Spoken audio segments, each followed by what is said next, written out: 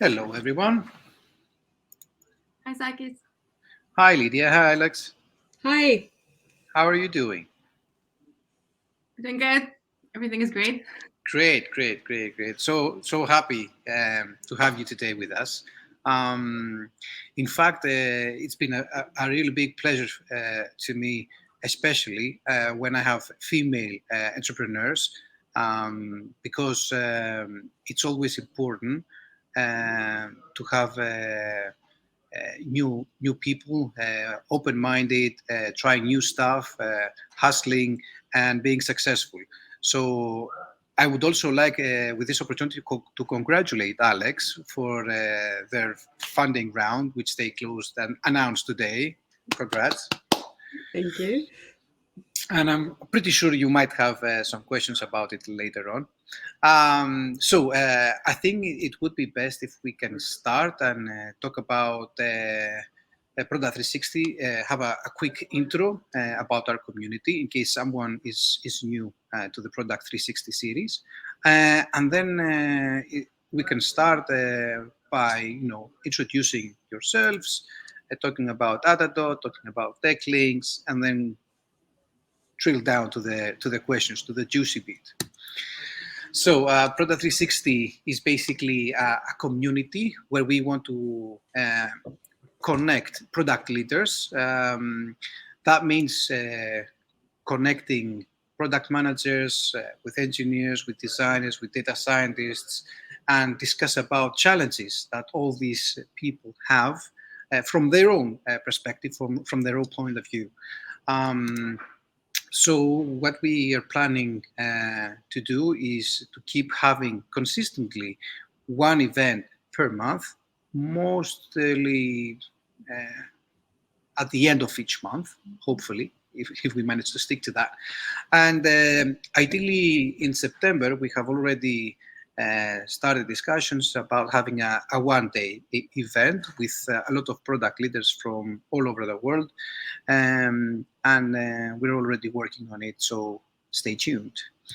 Um, it is a really important thing to do because their support is of great importance. Obviously, Orpheum has been supporting us from day one, and they have been truly inspirational in giving us all the resources we need to keep this Product 360 community alive and working. Also, Digital Giras, Product Community Greece, Techstar Startup, Digest Athens, and Greek Tech have all played an important role for this event series. And if you want to keep any updates that we have for our future events, any other related topics, and even introduce yourselves and network within the community, we have all these social media platforms and channels to find us. So I would highly recommend to subscribe on our YouTube channel because, like all the previous events, this will also happen for this one.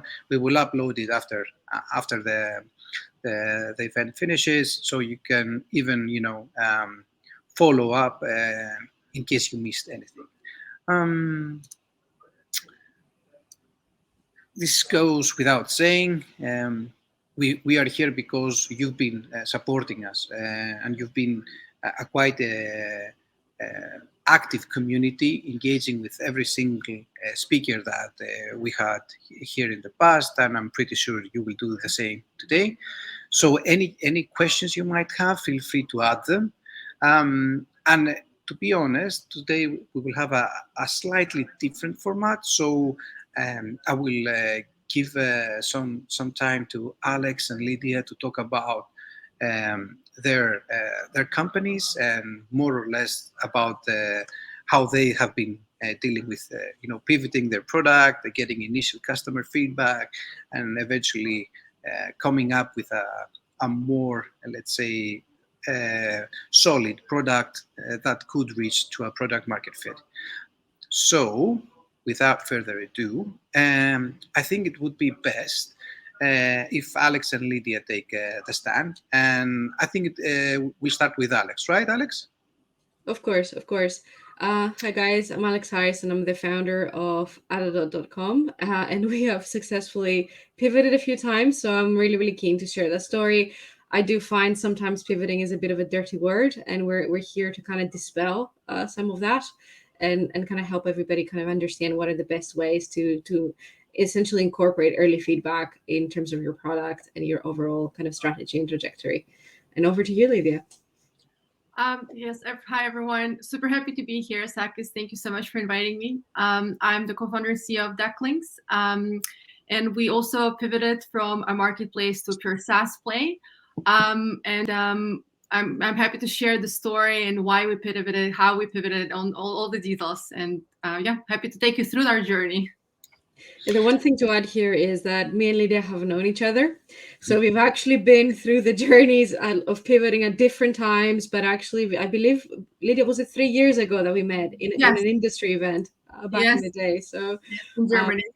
Exactly. Very randomly in Germany. So I'm from Greece. I live in London. Lydia actually is from Canada, but we met in Germany back in the day when traveling was a thing. So yeah, there's a long story behind it. Yes, yes. Those were the days, right? When we could all travel safely. Anyways, I think it's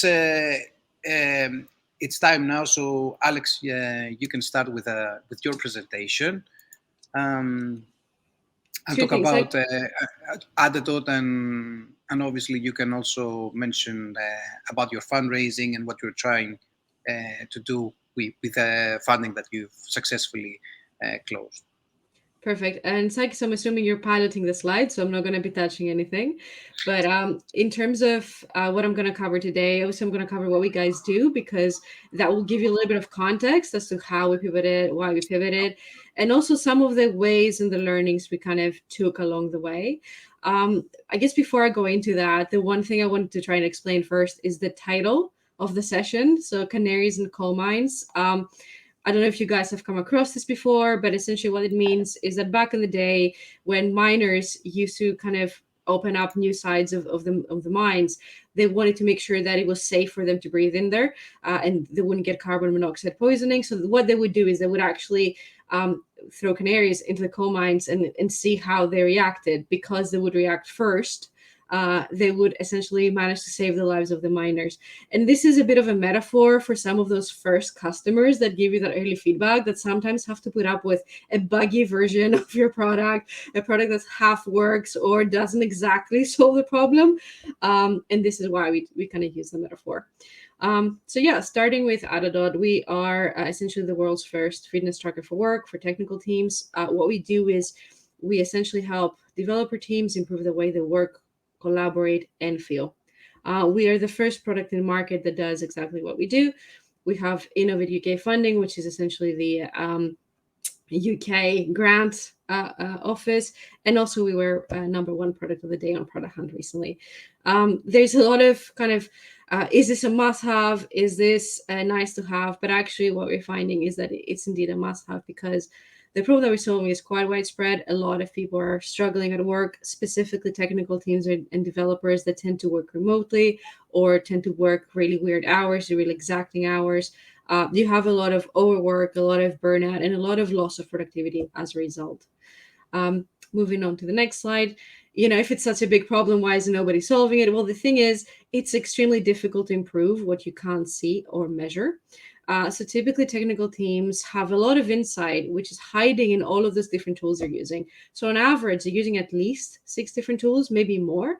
And a lot of the information they have is very tactical, is around tasks. Now, the real essentially issue that a manager or an employee will have in this scenario is that, yes, I'm managing tasks, but more importantly, I'm managing people. So, are we getting faster? Are we getting better? And are we burning our people up in the process? These are the 3 key issues that they're trying to address. And the way we do this is through essentially integrating into their current stack and extracting insight from Slack, GitLab, Jira, Google Workspace, and actually now GitHub. I need to update this with this. It's a very, very new integration. We just did it this week, so hence it's not reflected there. But here you'll see a very typical case. You have a green line, which is essentially work, and then you have essentially the other two indexes, collaboration and well-being. If you essentially over-optimize one of these two things, if you over-optimize for work, what you'll tend to have is that curve is not going to be sustainable. So after a bit, that's going to drop, and your productivity is going to be affected. And more often than not, your developers are gonna leave after a period of time. Pretty cool. And this is a very quick overview. But moving ahead, in terms of some more aspects around the team. So I have quite a bit of experience in running remote teams. I've done it for over 10 years. I teamed up with Jason. Jason has a lot of expertise around B2B SaaS for unicorn companies like Ocado. Our team is actually now quite a bit bigger, but I couldn't fit everybody in a slide, so I didn't want to take you through a lot of the detail. But I guess what I would say is we are trying to solve a problem that was very personal to us, and it was something that from the get-go, it had affected us. We had seen it firsthand. So we tried to solve something that for us was a problem, and we thought that's going to be an issue for somebody else as well. Now you'll see there's a lot of pivoting. Go one slide back, Sakis, if you can. You'll see there's a lot of pivoting, but the one thing I want to stress is that our mission has remained the same. Essentially, the way we would address the mission, the way we would get there is what has changed. But at the end of the day, what we've always tried to do is make success sustainable, and specifically helping people to work in their own terms. So when we were a data-driven marketplace for flexible people, that's exactly what we're trying to do. When we were a SaaS, which was more like an ERP, that's what we were trying to do. And now that we are an analytics tool, that's what we were trying to do. So think of it as an axis that all of the pivots have happened around. So all of the pivots. So we started as the thing on your kind of like left-hand side, and we ended up as the thing on your right-hand side. And I'll take you through every twist and turn. So our audience in the beginning was marketers. We now actually speak to developers. We used to have a marketplace kind of product. Now it's more of a software. In terms of the way we would charge for it, it would be more of a commission-based structure. Now it's a subscription. And before it was more of a kind of enterprise offering, and now it's a bit more of a bottom-up. So complete change of direction. We didn't do this overnight. There was a few different stages that we went through. So here's a problem when you're trying to do this in various stages. You don't have enough data. That's one of the key issues that you're having. And because the data is not there, you have really patchy aspects of data. So some of the stuff is qualitative, few bits here and there, which is quantitative, but it's actually very difficult to have a statistically significant sample. So a lot of the stuff you're going to read about experiments and, you need to base this on data. The problem with doing this in the early stages is that your data is not perfect or is not there in a lot of cases. So, bear that in mind. People lie is something that we found out in a hard way. So not intentionally, but people either will not tell you things, like we will kind of obfuscate the truth, or in some cases themselves, they're not going to have an understanding of their actions and why they're doing what they're doing. So there's a lot of kind of literature around you need to speak to users. Yes, there's ways of speaking to users, and this is something that I learned from Lidia first. I called Lidia up, and she was like, we have actually learned not to ask close-ended questions or leading questions, was one of the first things Lidia told me. And I realized that's exactly what I had been doing. And this is why our insights were not exactly accurate. And then the last thing, which is always the case, even when you are Series E, nobody's coming. Especially when you're leading a business or you're leading a product, nobody's going to come to save you. Like, nobody's going to have the answers. So you can have all of the advice in the world, but yeah, it's great to have. It's not gonna be a yes and no. It's never gonna be black and white. And at the end of the day, you're gonna have to make some decisions, and you're not gonna have perfect knowledge at any point. So yeah, that's essentially the problem. So yeah, as I said, we started as a marketplace for hiring. That was about May 2020. Now, I don't know if you guys remember how May 2020 was. but it was a hellscape of COVID. Everybody was getting fired right, left, and center. So we decided to launch a marketplace for hiring marketers, right? What a great idea. What a great idea. I remember that I was using that marketplace. Remember, I was one of your customers. Yeah, I mean, you probably were one of the only customers as well, because we decided to launch it right when everybody was getting fired. So, if you know anything about a marketplace, you know that a marketplace works better when you have essentially a balance of supply and demand. So you sit in the middle and you arbitrate, supply and demand. When that balance is disrupted for whatever reason, either you have too much supply or too much demand, a marketplace model doesn't work well. Now, do I regret launching it? Absolutely not, because we learned some really, really important lessons. And the key lesson that we learned was that whilst what we were trying to solve was a valid problem, it was only a valid problem 20% of the time. 80% of the time, our customers were struggling to actually manage the people that they had already hired that were already in the business. Only when they were failing to do that effectively, that's when they were coming out and trying to hire fast. So we're like, okay, if that's 20% of the problem, let's try to solve for 80% of the problem. And this is when we went through the talent orchestration platform. So we used some of the existing models that we had, and repurposed them in a way that you were not finding people that were matching your needs externally, but you were more matching your needs internally, and you were managing your resource. So that's what happened in September. And then one of the biggest issues that we were having with that model was that it required a lot of manual work and a lot of data input, and people declaring when they had capacity and when they didn't have capacity. So we started thinking, is there a way to get this out of, some tools out of any other place and automate this? And we figured out actually with integrations, it was possible to get insights on how people were working. And we had this really silly feature for the talent orchestration platform. And all it was a flag that it was telling the manager when somebody was overworked, but everybody was going crazy for it. So we're like, okay, I think we have something there. So trying to figure out where we can get the data from automatically, what kind of people are the people that will pay for this and will have the data and they would be interested in this. And we actually kind of landed on developers, because developers are expensive stuff. Developers have really chaotic work patterns. Developers use tools that we could integrate into, and developers are expensive. So companies pay to keep them happy and keep them well, and keep the work going essentially. So these were our three phases. Moving on to the next one. What we found out during these three different stages, as I mentioned, there were three core learnings apart from the ones that I've already covered. In the first instance, we had a solid team, but customers were telling us really weird stories. So a really good example of this was when we were speaking to customers, initially they were saying, oh, we really want to find somebody and find them really difficult and find them really fast, but it's super, super difficult. It's taking us ages to find the right people. So we're like, great, we'll make this super quick with data. Turns out that was a massive lie, because the problem wasn't how quickly I could get them the people. The problem was their internal decision-making process. They needed to ask too many stakeholders that had too many opinions, and they were super price sensitive as well. So it wasn't about speed. And I should have known, I should have asked more questions was the learning here. I should have asked the five or seven whys to understand why it was happening, but it took them to face value. And the other learning was what I mentioned before. So for the 80%, not for the 20%.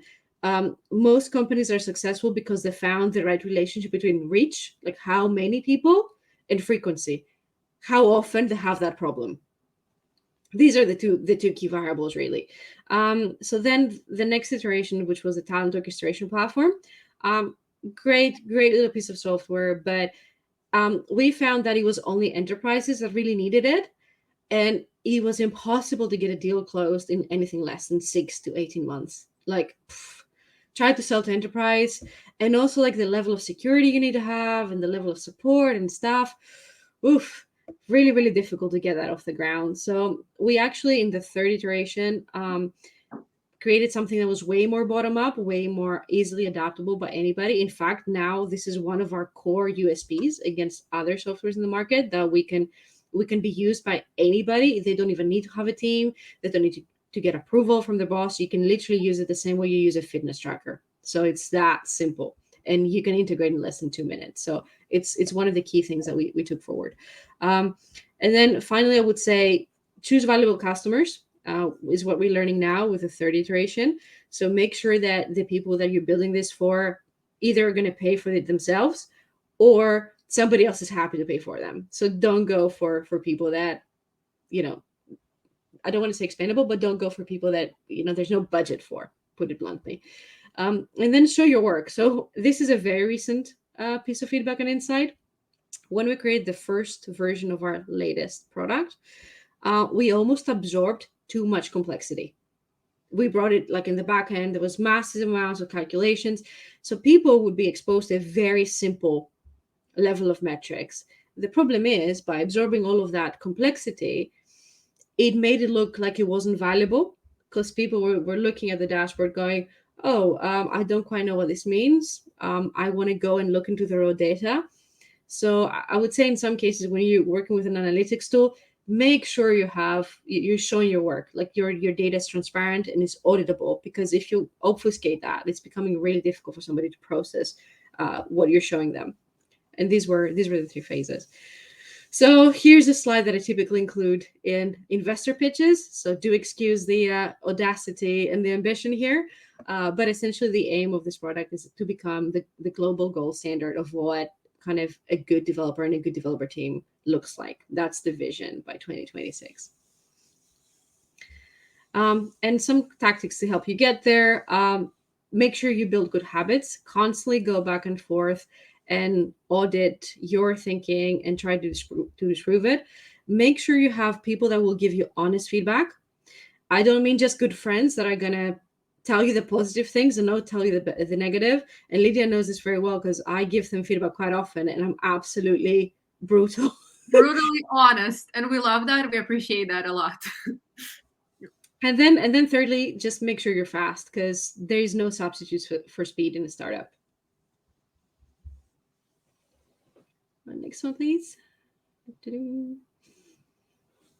Yeah. So the way we do kind of mini product cycles internally is that we try to have a process where we pretty much do this in a matter of minutes. In my company, we have a very weird structure whereby I'm the person who deals mostly with the customers. I'm not a developer though. So what I try to do is not to solutionize. I try to come up with the problem definition. So I'm literally there to listen to complaints. I'm here to listen to asks, but I'm not coming up with a solution because I'm not a developer. But my team are. So what I'll do is I'll bring the problem. We'll sit together as a team and come up with solutions. Then one of our team happens to be a designer and a front-end developer. So we're really quickly turning around a prototype. I take the prototype back to the customers in the market. We hear feedback, we go back and iterate. And this can basically happen in a space of minutes. That's how quick this typically is. But I would definitely encourage you guys to kind of have some form of validation and have some form of separation between solution and problem, because there can be many solutions to a problem and you never know if you have the right one. So these would be my 2 tips there. And then finally, it's personal. So as a product person, you have to listen to your gut up to an extent. If something doesn't feel right, if you don't feel like you're getting the feedback, you're getting the validation that you need, go back, dig further. This is one of the mistakes we made early on. This leads me to my next point, which is around validation. Your gut is good, but your customer is better. Or your user is better. So make sure that you get some form of understanding as to how they think. And then finally, be brave. So this is an example. I spoke to Lidia when we were about to do the pivot, and she was like, God, this is quick. Like, you guys are changing direction already. Like, are you sure? And I was like, you know what? It's now or never. I feel I have enough information to make that choice. And, the rest is history. It was probably one of the best decisions we've ever made to actually pivot at that stage. So sometimes you have to be a bit brave. And this is my big fat face on the NASDAQ tower. This is a whole different story, which I will be happy to share if you want to reach out. But yeah, this is a real picture. It's not Photoshop, and we didn't pay for it either.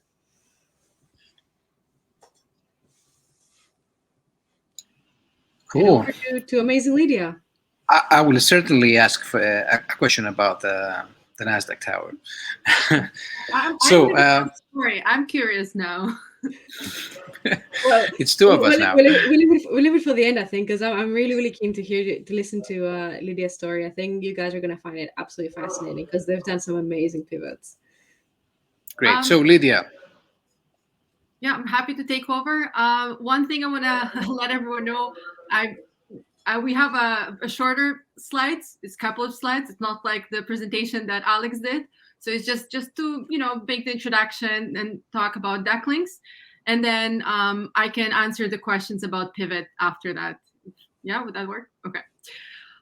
So we created deck links with one mission, and it's to make B2B sales more human. And originally, we created a marketplace. Who is changing the slide? Sakis, is this you or Alex? Okay, yes, thanks. So when we originally created a marketplace, we were really focusing in a digital marketing space. We were connecting buyers and sellers. So the way it would work is buyers would submit an RFP, and then Alex was one of the user there in the marketplace, and then the sellers would bid on the RFP, and we over automate a lot of things, because initially when we thought that if we provide a vetting tool, an objective tool, it's going to be really like the big of the value for everyone, because sellers and buyers, they can make decisions. So buyers can make decisions based on the pricing and capabilities. What we learned is completely something different, and we didn't really expect. It's really the buying experience is the most important thing in sales and marketing. It wasn't about the price. It wasn't about the product at all. We processed over 1,200 proposals from over 500 media companies, and we were surprised to see that sellers who engage with the buyers the most and give them more personal experience, they have the highest winning rate. And it actually it was surprising for us, because we were over automating, making sure it's all objective and data driven, but we were missing the human factor. So that brings me to the times when I was working in sales myself. Moving to the next slide. Yes, thank you. And one of the biggest advice I got from CRO at that time, I was working Stack It Up. He told me, Lidia, just be yourself, be you, and you're going to close all the deals out there. So this is the human factor that we're missing. And then when I started working at my job, I found out that the sales pipeline works a little bit different. So the first 95% of the sales pipeline, you don't really get in front of the buyer at all. Like you just do prospecting, you do CRMs, you do automations, emails, following up. You're trying to, again, automate everything. And then only like the very last 5% of the pipeline, the sales pipeline, you get in front of the buyer, and that's where you can be yourself, and that's where you can be you, right? So what we found out is that the buyer's mindset, it works completely different. So if you think about it, after all, people buy from people, and the buyers, they first decide what they think of you as a salesperson. Do they like you? Do they trust you? If you don't have their trust, and if they don't like you, they're not going to buy from you. And first, they want to really make a decision about you, and then they will make a decision about your offerings, your value prop, what the company offers, and all the great bells and whistles. But it's really the first is what if they like the salesperson, if they're trust their expertise, and only then they learn about the company. So, and this is what really essentially why we pivoted and we created deck links, is because we want to give an opportunity for salespeople to get in front of the buyers earlier in the sales pipeline and really connect with them on the human level. So when they send their presentation, they can narrate it, and they can provide a more personal experience. The thing is, when they get on the call with the buyer, they don't need to pitch anymore. So here's the best part. When they actually meet the buyer already kind of knows them, because they saw the narrated video deck. And then buyer and the seller, they don't really talk about pitching. They talk more about the buyer's needs. And they have all this time for discovery. All of a sudden, you have all this free time that you can spend understanding the client. And the buyers, they really want to feel understood. It's one of the important things that we learn in sales, that the buyers wants to be understood. So when you get on the call with the buyer, you have so much time understanding their needs, and you don't really do pitching anymore because you did all the pitching through that link before, getting on the call. So another thing that we realized was analytics. It's something very, very powerful for our salespeople who use deck links. They basically can understand how buyer interact with the sales material. So which slides they looked at, what they downloaded, what CTAs button they clicked, and it really helps them improve the sales decks. So if somebody's dropping at the page number 4, they can change that. They can improve the CTA. So we kind of like want to become, it's very ambitious, but we want to become like Gong for the actual online recording. When they record the sales pitches, we want to be that tool for your offline sales pitches, because we can provide you the most granular and powerful data back to the sales teams. And so we believe that today's world is not going to last long. It's too automated and no one likes. There's a lot of regulation happening, and when you're getting prospected with automated tools, we all don't like that. So we don't believe that today is going to last long, because tomorrow looks so much brighter. We believe it's more personal, it's more powerful, and most importantly, it's more of you there. So that's why we believe deck links is the future. I have to be honest here. Both presentations were really, really, really good, really to the point. You made so many points in just less than 30 minutes. So I have a lot of questions, obviously, but I think it would be best if we start from some basic ones and then move on to more specific ones. So the whole process of actually, going to your customer, understanding what are the pain points, and then going back. So basically, the first part has to do with a problem definition, as Alex and Lidia mentioned, and the second part is when then you get to realize what are the solutions and which solution would be a best fit for the problem. So starting from scratch, because both of you are entrepreneurs, so you're not basically managing a steady business. It's something that you had to build from scratch.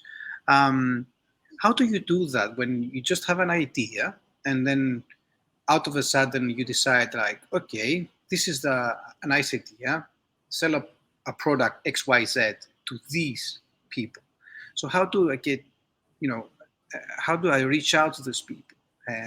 What are, your lessons learned out of the whole process, of reaching out to random people, perhaps? So Lidia, would you like to start with that? Sure. Yeah. So in the beginning, when we started BriefBid, I was doing a lot of cold outreach. I was like reaching out to agencies, and I was asking, and I was just telling them, and I was honest. I was telling them, I don't have a product. I'm not here to sell you anything. I have this cool idea. Would you have some time to talk about? Obviously, you don't get a lot of replies, but when you do have replies, maybe 1 out of 10 person will reply back to you, and you'll get on the call. Because you get them on the call on when they're in a good mood, and you're like, why not? I will help you. Sometimes you can go to have a lunch or coffee with them, and I don't have a problem reaching out to people I don't know. I think it's really important not to ask your friends in the beginning, and really talk to people that don't know you, because friends, family could be a little bit of bias. My mom, she loves everything I do, so I wouldn't go to any relatives, but like reach out to a lot of people, strangers, but your ideal client profile, preferably. Or you think your ideal profile is at a time, because the other thing is, we managed to disprove quite a bit, like what we thought it was going to be. My mom, by the way, roasted me when I went in. It was like, she's like, when are you guys making everything? I was just like, Jesus Christ, Mom, like not even my investors are asking for this. But I think in my case, like in a lot of cases when I did outreach, especially for enterprise, when you're talking to like, the CEO of a massive, massive corporation, one of the things that worked was actually bribing people with like charity donations. So I would be like, look, can you spend like Does 5 that to work? minutes? Does that work? It does. It Legal. does. Is it legal? No, no, no. It is legal. It is. You're not giving them money. You're giving money to a charity of their choice. Okay. So they're thinking, yes, their time has a price, but it goes for a good cause, kind of thing. So it's very hard to say no. I'm not going to give money to starving children. So that was one of the tricks we used. It was only for specific cases because it can end up being very expensive. But we found that 99% of people were super helpful. Like the amount of generosity out there, and I don't mean just from a charity donation perspective, but just generosity with her time, is incredible. It depends on your vertical as well. So if you're a founder speaking to founders, they're always a bit more open. If you're a founder speaking to like massive corporates and like people in procurement, you might find that harder because there's a lot of pitches as people like get exposed to. Yeah, absolutely. Yeah, most traction we would get with other founders or owners of the agency. So I remember when I flew to UK, I spoke with Alex. I was telling her this idea on the napkin and all these great ideas we have. And then I actually messaged other agencies in UK because I was in UK for a week and I thought maybe I can meet other agencies and go for lunch. And then it's the actual owners of the agency. They would be very approachable. They would reply because basically I was telling them that I'm trying to solve their problem, but if I message someone at the management, I wouldn't get a lot of response. Any response? Yeah, I can figure that out. So you've mentioned some of the channels that have worked for you, but if you had to pick like the top three, which ones would be for you for your product? Well, I mean, we're B2B, so by default, LinkedIn was our go-to. Depending on geography, Twitter. So it's much more widespread in the US. You can DM people and kind of engage with them directly. I've heard this from multiple founders as well. It really depends on kind of geographical penetration and kind of preference. So I don't know if that would work in Greece, for example. I don't think Twitter and LinkedIn are as massive as they are outside. I can't remember of a third one. Probably like referrals is the other thing I would say. Somebody knows somebody who might be our target audience, kind of thing. So it's like third. A warm intro, perhaps. Yeah, exactly. Yeah. I would like to add to this. We actually had a lot of good traction at Lunch Club. We'd meet people at Lunch Club and we would ask them, "Oh, can you give me feedback, or can we hop on another call?" And then we will create our own Slack community. We'll invite them to our Slack. Because we decided to build in public, open wide, tell everyone what we're doing. It's pretty bold move, but we went with this. And another thing is that it really depends on your ideal client profile. You can find a lot of niche Slack chats, like Slack communities, and you don't really need to go there and start pitching your ideas to everyone. But you can integrate yourself as a part of conversation and find out who's talking about what. You kind of understand the patterns and trends, and then direct message people and ask them if they want to hop on a call and do a little research and discovery, depending what you're doing. Interesting, especially the part that you've built your Slack community. So Yeah. was that easy? I mean, you just need to find active users, and you actually need to have friends for that. So you need to identify at least 5 active users who's gonna post content and get the roll balling, and then you invite people that you personally meet. We wouldn't invite people that randomly in the beginning. You didn't know, yeah. Yeah, exactly. So people we either met at Lunch Club or people who are using deck links and they're a power user, they're giving us feedback. We're like, "Oh, this is great. Would you like to come to our Slack community?" And then we still have it's a great engaging community for them to share their sales practice, to share their best tips. There's quite a lot of founders there as well. We're trying to see where we want to take it. Maybe we're not gonna just keep this community for Decklinks users. We're gonna probably give it up and open it up for salespeople later on. So we're trying to figure this out as we go. Interesting. It's like any other startup. Exactly. So, basically, you've done a lot of customer interviews. You sit down with your ideal customer profile, trying to understand what are their pain points or challenges. So do you have any process? So, for example, how do you come up with a questionnaire? Do you have a specific questionnaire? How long does it take? Can you share some insights out of the whole interview process? Alex, do you want to go first? I think you have the better ones because Okay. mine would be tips I got from you, if Okay. I'm honest. What we found really works: never talk about your product. Like, do not mention anything related to your product. So depending on which stage, if it's just an ideation validation stage, really don't talk about your ideas or product. Really try to understand their life, the problem, and how their life is affected by this problem, how often and frequent this problem is happening. And Alex, I think, covered in the presentation how big of how big of a pain point it is, and also if they have a budget for it. And then when you structure your questions, avoid yes or no answers. What really works the best, if they can tell you a story, a scenario, you can ask them, tell us the last time you experienced this. And then how did you feel? What did you do? And like, why? Just keep asking why until you get to the bottom of things, and really make it a story. Like, because it's really hard for them to become biased because they're sharing their actual story from their experience. And how long should an interview take? I don't know. We don't really have like that. It's really natural when I do interviews. I usually set up a call for 30 minutes. You don't really want to make a long calls. Like, my calls are 30 minutes long with all the discovery. I talk to users every day. Even now, when they already use our product, I still talk to them about the future and what else are they doing in their process. Yeah, I would say 30 minutes. Like, I wouldn't do a long interviews. Great. What about you, Alex? Yeah, about the same length. I would say anything above that. It's hard to get into people's calendars, but you have to be respectful of people's time. Like, you can't take somebody's like an hour for you to like ask them questions. So I think between 15 minutes and half an hour, depending on how much kind of detail you need, would probably be the best one. The other thing I want to mention is a differentiation between surveys that have a quantitative goal and using some of that. Personally, I think in the early stages, unless you're able to get significant like data in a survey, like I think it's a less good tool. It's a worse tool than like a qualitative Agreed. open-ended question. Yeah. A lot of people seem to think, oh, because you can have data, it's better, but actually it has massive blind spots, is what I found.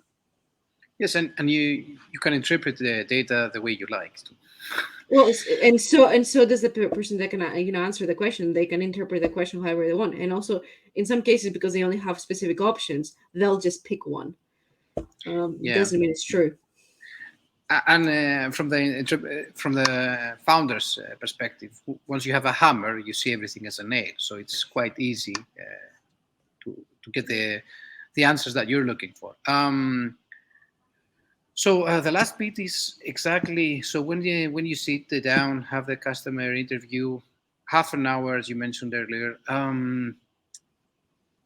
how because there's a lot of data, let's say a lot of information. So how do you know which is the juicy part and which is like, I don't need all the other thing? That's a hard one. And basically, how can you understand that you're focusing on the right problem and not missing something bigger like the 2080 you mentioned, Alex? I would say, like, from my perspective, nowadays I go with more of an agenda. Like, I go with a hypothesis that I try to kind of validate and or disprove. So the other thing I'm looking for is patterns. So if you do a few of those, you'll start seeing kind of what are the commonalities between them. And then one of the things I mentioned earlier was around kind of asking more like why, but why? And what do you do next is the other thing. Or how are you solving for this now? So the point is not to kind of necessarily overfit like your solution or what you're trying to do is more, as Lydia said, to kind of try and understand what their position is, and kind of their version of the story. And I think you need to have a good understanding as to who the person is that you're speaking to. Especially if you're doing B2B, you're going to have various levels of stakeholders, and every person's going to have a different agenda. And there's other layers, like we find with our tool, for example. Like, our tool is not for companies who want to look at their employees as like a cost center, and they want to drop that cost as low as possible. They are for, our tool is for companies that really have a goal to look after the well-being of their staff. And if you don't understand that differentiation and that segmentation, you're going to get some really weird answers. So you need to kind of understand where the value is and where the benefit is for each customer, understand what the bias is that you're dealing with. That's a very long answer, but hopefully that covered some of the points. Yep. Something I want to Lidia? add. Yeah, so something that we do to filter it, it really comes down to, cost and time to implement those outcomes. Like, for example, like when you're just starting out, you really have limited resources. So you really want to focus on, the features that can bring the biggest impact at the lowest cost. So you need to figure out, like, obviously you filter every single feedback that you get, but will the people pay for this if you build it? That's another question. They all love really great stuff, but will they actually swipe their credit card and pay for it? Will the feature make the product, more sticky? You need to have those internal discussions with your dev team. Then, if we build this for this, is it going to help the product, spread virally? So there's a lot of data you get from the users, but then there must be like an internal discussion or how to prioritize all this, basically, and move into the building part. I'm glad that you mentioned pricing, because it's a quite sensitive thing to discuss, especially if you're talking to to strangers. I have a lot of discussion here with our product team, like, oh, we shouldn't be talking about pricing when we're talking to a customer. And sometimes, depending on the companies, the sales team doesn't want you to get involved into these kind of conversations, because you might expose something like it's a rocket science or something. So how you deal with it? So is there a way to gently, let's say, touch that point, to discuss about it, to see their reactions? Is there like any hacks or tricky questions that you might pop the question that nobody is willing to answer, but in a nice way, in order to check their reactions? Okay, that's an interesting one. So one of the huge benefits of being in a tiny company is that I can talk about pricing because I'm the CEO, so I can talk about anything I want. So the point is, I don't have a separate product person that doesn't have the authority to talk about pricing. I can have, a negotiation I want to make. For me, actually, the highest predictor of somebody being genuinely interested, what I found, is literally on the first call, they will try to negotiate pricing. Sure, far away, they're really interesting if they try to do that. Which is a weird one. I wasn't expecting that, but they will be. And so one of the interesting points around pricing we found was that we get compared to other softwares that that customer might be using for a completely different purpose. So for example, it's like, oh, if you guys are charging $10 per user per month, well, that's what Google charges me, and they do all of my email. Really, the question is not about pricing, is about value when they're trying to ask those questions. So if you're getting a lot of conversations around pricing, it's probably because there's something on the value that you kind of need to potentially address. How do you discuss these? One of the good ways we found is, how are you solving this problem right now? How much is your solution costing you? What's your opportunity cost? These are the things. Like, if it's you doing Excel, how many hours are you spending? How much time is how much money is your time worth? And that would kind of give you a good kind of equation. And how can you quantify that? This is also quite challenging, because it's one thing to know how much you're already paying for another solution, perhaps a competitor of yours, and it's quite different to understand what's the value they're gaining and they're willing to spend in order to have a better experience, or an end-to-end solution that covers all their needs and challenges. Yeah. No, Lydia, I don't know if you want to take that. I'm No, happy to answer. yeah, I think when it comes to this, you're very direct, and I'm learning from you when it comes to talking about pricing. Yeah, so I have no clue is the answer. I don't have the ready solutions for this because pricing is one of those things that we are, going to experiment with in these early stages, right? So I don't think we have it down to like nailed. And there's so Mhm. many ways to skin a cat when it comes to SaaS. Like you can package it differently. You can kind of fragment it and sell it bit by bit. You can do usage pricing. You can do kind of like per seat. You can do per data, per integration. Like there's so many different ways. So I do not have a perfect answer, unfortunately. I would say we try our best to experiment. I've heard of techniques of like up your price every time you speak to a customer and get to the point where people will say Yes. flat out no to your face. That's one way of doing it.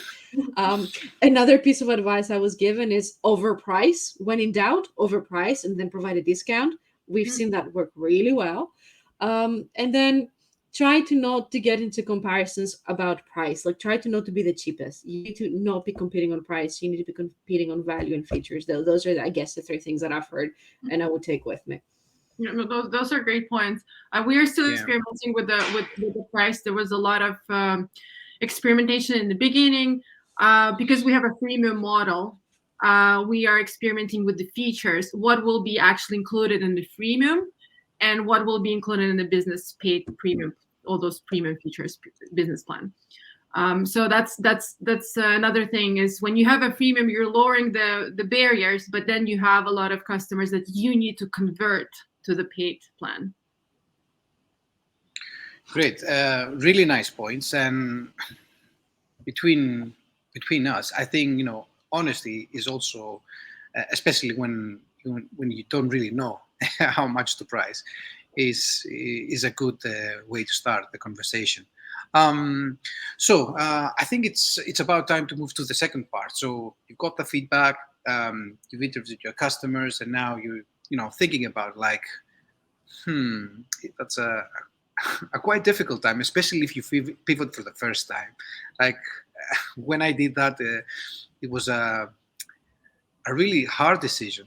But once I realized how liberating it was, I didn't mind doing it over and over again, as long as there was a reason to pivot. And like, this is something that I need to look for.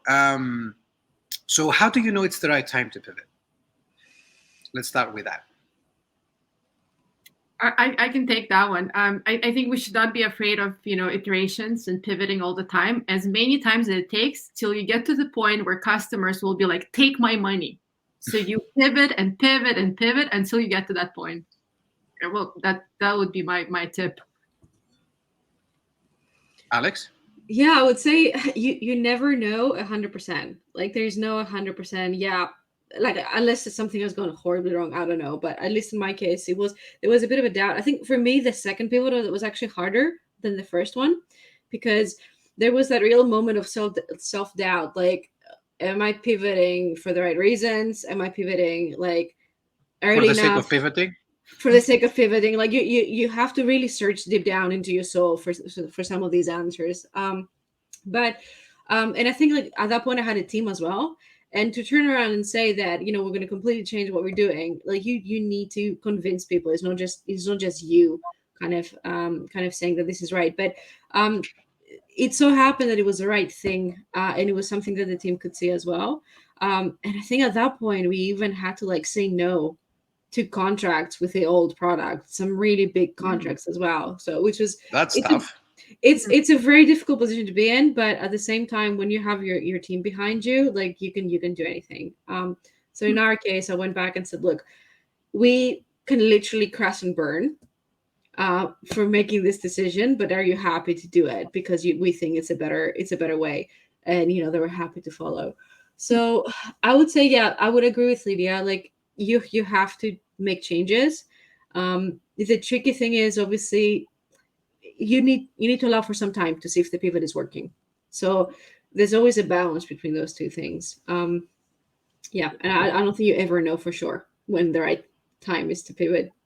Yeah, sometimes that might help really is as it's like customers are the answer. We always go back to customers, and then for us it was a bit natural move because we got the insight of what actually working by observing the data through our marketplace, by talking to customers, and they were asking us, can we use the part of your marketplace outside of your marketplace, because we like to send proposals through your tool. So it was kind of natural. We did not have to convince ourselves that we had to pivot. So it's like we had to do it. It was inevitable, I think. But I know in other cases, companies where they have a product that's kind of working, it's really hard to say no. Okay, let's do something else. Yes, I think we've all been in that position.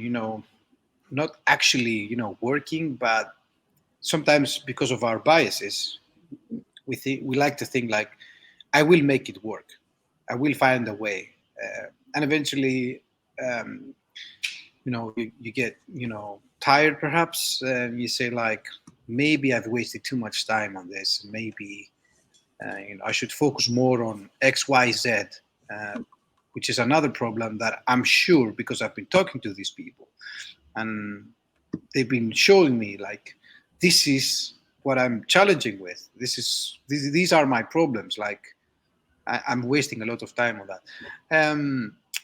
So once you pivot, what's next? Because you need to sit down with your team. You need to basically create a new MVP, which might be a bit different. It might be close to the previous one with another focusing on another market. So what do you do? Start pitching all over again, going to new customers? In essence, yeah. Iterate again and again and again. Yeah, And so again. we had to fork our front end because we wanted, like, our problem was we already had customers in the previous version. So it's not that we could kind of throw it out of the window and just like close it down, sunset it, whatever. But we wanted to go fast, so we basically created a mini version of what we wanted to do and sort of started testing with that. Actually, fun enough, that was the bit that launched on Product Hunt and got to number one product of the day. Was that fork that we did? It took us a few months to get there, like 2-3 months since making the decision to actually launching. Which you could argue it's too long for an MVP or whatever, but because our audience was developers, you have to be careful what you serve, like after a certain degree, and because it was a data heavy product as well. So what do? You do, I guess, what you can to validate your hypothesis as quickly as you possibly can. Before putting your eggs in one basket necessarily, or you would have done some of that already, but you have to go into the next step of validation, like, are people going to pay for this? Can you actually create something smaller scale that will give you enough of an indication? And Lidia, feel free to jump into this. Yeah, so there are different type of pivots. There's a really good book by Eric Ries called Lean Startup. He basically described all type of pivots. You can do customer segment pivot, platform pivot, zoom in pivot, zoom out pivot.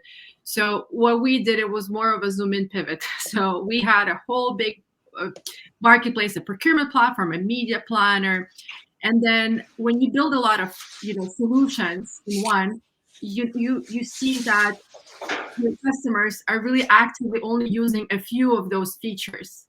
So then what we did, we zoomed in on those features and we built a separate platform. We kind of like took whatever we had and we repurposed it. It's a bit, we didn't shut down BriefBit because it's fully operational. So it still runs on its own. So it wasn't really something that we had to completely say goodbye to, but we took whatever worked and we created a separate product. So I would say it's called Zoom In Pivot based on that book. So we saw what was working and we really became specialists in, that, personal buying experience. And we built on top of that. Any other books you have to recommend, Alex? Lidia has already shared some. Yeah, I'm not. I mean, the Lean Startup is obviously the one that I think everybody talks about. I have to be honest. Like, I'm more into books when it comes to like fundraising and kind of like, Venture Deals is a fantastic book. I try to have a bit more of a primary relationship with at least the product aspect, my personal kind of strategy is more around kind of building a committee around me. So I do those things by committee. I go ahead and speak to people constantly. So I'm just tweaking and tweaking and tweaking. So I have to say, I'm not getting much wisdom out of books. I'm getting much wisdom out of our advisors who are really experts in their field and just speaking to people, speaking to customers. That's where I spend my time mostly. I 100% agree with Alex, because I read quite a lot of books on like startups and how to do this, how to do that. Then I remember that conversation when I hop on a call with Alex, and she was like, "Well, you have a marketplace. What is your single player mode?" I'm like, "What is single player mode? Like, what does it even mean?" Like, it's sometimes you don't get like those insights from the books. Maybe I'm reading the wrong books, I'm not sure, but like I was getting way more wisdom from Alex just by talking for another, chit-chatting with over virtual coffee. Great. I remember when I was trying to get closer to the customers, trying to understand what their needs were, and one of my favorite books, and actually it was a wonderful book because I was reading while I was trying to get customer feedback, and it was all based on Lean Startup, which is the book is Running Lean. Fantastic, amazing. And the other book, which was really nice, it's The Mom Test. Mom Test, yeah. Yeah. So, is there anything else you would like to add? I think we've answered most of the questions here. I mean, I don't know if anybody has any more questions from the audience, maybe. Something that they would like to. There's one thing I might add. It's how do you know that you got the perfect product or market fit? There's many different ways to know that, but like one thing that I really experienced with Decklinks is when I offered a discount to the customer and he refused. He's like, "No, I'll pay the full price." Really? So you have your market fit when you've got good customers. So when the customers are refusing the discounts, you know that you're onto something here. It's a cybersecurity firm. I'll give them a shout out. It's called Armor Security, and that was the founder of Armor Security. I told them, "Listen, we have discounts for startups." He's like, "No, I'll pay the full price." Great guys. They do a lot of help, and they help actually startups with cybersecurity, and we're planning to work with them as well. Cool. Thanks for the heads up. We reached out. I just thought to give it a shout out because it really gives you a better idea, like you're on the right track when your customers are refusing the discounts. That's great. Great. Regarding product market fit, how that seems for you, Alex? Because I'm guessing now with the solution that Adatot is offering now, it seems that you have found product market fit. I would say it's probably kind of early days. So we're seeing early signs of validation, but there's still quite a bit of road ahead, right? So the way we quantify some of this is when it comes to kind of like the sales process, like people who literally from first touch point will basically jump on a call and want to discuss pricing and want to discuss a demo. That is happening more and more without kind of any significant push or any kind of relationship or even kind of any connection to these people. So I prefer those conversions because they're honest and it's not anybody doing anybody else a favor. So that is from a kind of like process point of view. From a signal within the product, I would say the number one signal that we use is when people are doing an integration. Number one, when doing multiple integrations. Number two, and then how often do they go back in and check the data. These are kind of like some of the signals we're using. We find that once somebody integrates, it means that they already think they're going to get value from the product, because when somebody enters the product, we essentially serve them with dummy data. So it means that they already have seen a version of what potentially that would look like for them, and they're happy to trust us with their data, with their tools. So for us, it's a really, really good signal. The more obviously they do that, the more tools integrate, the bigger the trust and the bigger the connection and the value of the product as well. That's a great validation. Yeah. True. I think we don't have any other questions. So I think I really enjoyed the conversation today, because a lot of people from the community are working as PMs for an already established product. So they start with a ready product, which at least to my eyes takes a lot of the fun away, because I always enjoy talking to customers. I always enjoy translating all that information into actually pain point challenges and potential solutions. And I think product leaders should always have an entrepreneurial approach in all the bits and pieces that they're working on. Thank you again for your time. I really appreciate it. I think we have reached to the end. Like I said earlier, you can always subscribe on our YouTube channel, on our LinkedIn page, and follow our meetup group in order to get our latest updates and our next events. We have already planned our next event, which will be in about a month's time from now. And we have already confirmed the speaker, which is Yasmin Desai, one of the most influential female product leaders online. And I'm pretty sure you will also like the topic that she has picked. Thank you again for being with us. And if you need any other question to our speakers, feel free to reach them out. You can also find them on LinkedIn and on Twitter. I just received that we do have a question. So I think, let me have a look. Do we? Oh, that's our supporter group messaging. I see.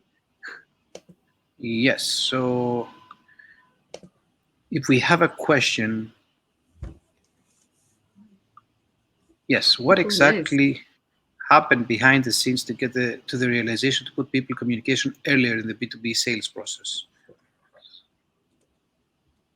So who would like to? That's definitely a Lidia one for sure. Yeah. I think the question was, what's the data point? I think that kind of gave you the idea. Oh, the data point. It was a couple of conversations we had with our customers early on, and they just told us we like some part of what you have built, but we want to use it differently.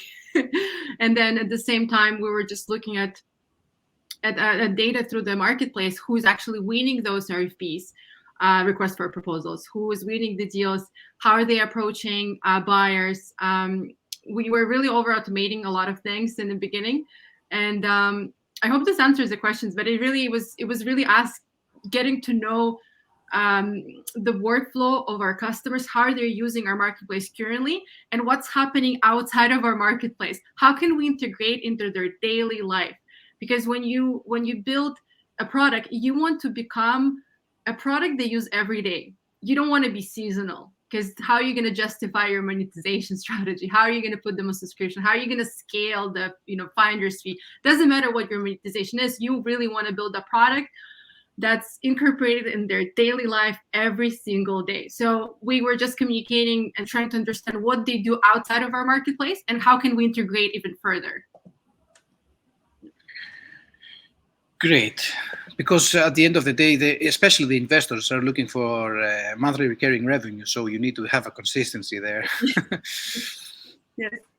Thank you again, Lidia, for answering the question. And I think it's about time to call it a night or a day depending on the hemisphere you're at. So thank you again for your time. I really appreciate it. It will be nice to have you again in a year, let's say, from now, and see what are the new discoveries and the new updates of Adadot and Leak Tanks. Next time you're in Athens, feel free to reach out, and we can also arrange a physical event. It would be really, really cool. That'll be great. I'll be there in June, so see you shortly. Hopefully, we have an excellent terrace here at our offices, and we can have a nice event. Have drinks. It will be really nice. We also have an amazing view of Acropolis, so that's a unique selling point. There you go. Amazing. Well, thanks, Sakis. It was really a pleasure to be here, and I hope we were helpful to your community. Totally. I really, really enjoyed the conversation. So thank you again. Bye-bye, everyone. Bye, everyone. Great.